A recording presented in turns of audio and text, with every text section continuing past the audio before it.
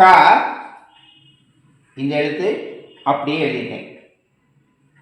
துணைக்கால் ஒரே ஒரு கோடு போட்டால் துணைக்கால்னு அர்த்தம்.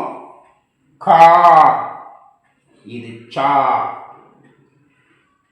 ஈ சவுண்டுக்கு குறிலுக்கு முன்னாடி சொல்லிச்சிருக்கேன்.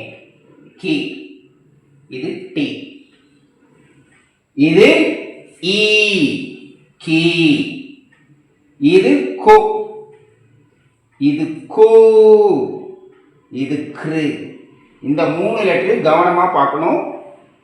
வலது பக்கம் சொல்லிச்சா கு, இடது பக்கம் சொல்லிச்சா கிரு. இப்படி ஒரு சுழிச்சு சொல்லிச்சா தான் நெடில் கூ.